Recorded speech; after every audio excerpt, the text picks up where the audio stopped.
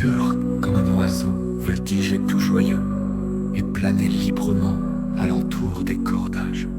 Le navire roulait sous un ciel sans nuages, comme un ange enivré d'un soleil radieux. Quelle est cette île triste et noire, ces citerres?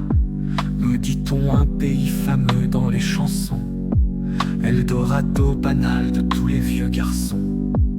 Regardez, après tout, c'est une pauvre terre, île des doux secrets et des fêtes du cœur, de l'antique Vénus, le superbe fantôme, au-dessus de tes mers plane comme un arôme, et charge les esprits d'amour et de langueur.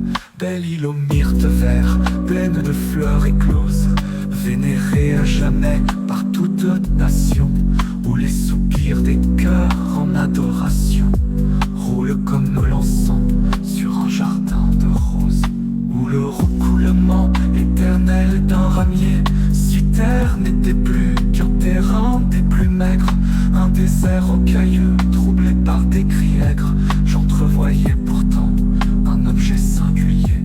Ce n'était pas un temple aux ombres bocagères, où la jeune prêtresse, amoureuse des fleurs, allait le corps brûlé de secrète chaleur, entrebâillant sa robe aux brises passagères.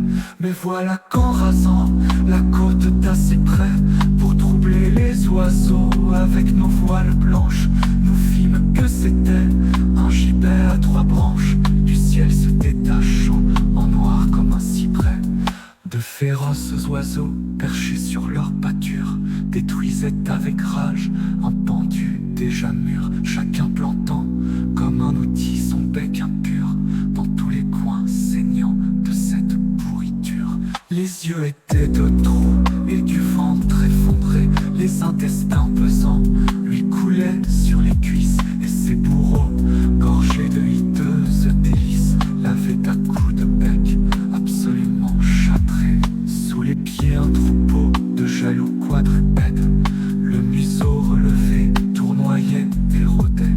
Une plus grande bête au milieu s'agitait comme un exécuteur entouré de ses aides. Habitant de citerres, enfant d'un ciel si beau, silencieusement tu souffrais ces insultes en expiation de tes infâmes cultes et des péchés qui t'ont interdit le tombeau.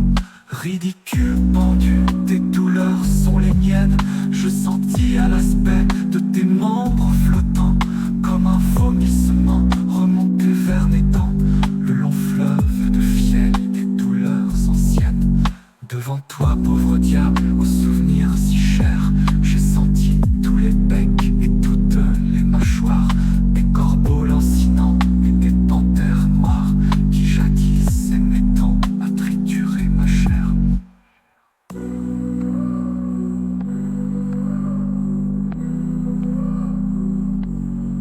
Le ciel était charmant, la mer était unie. Pour moi tout était noir et sanglant désormais, hélas. Et j'avais, comme en un suaire épais, le cœur enseveli dans cette allégorie. Dans ton île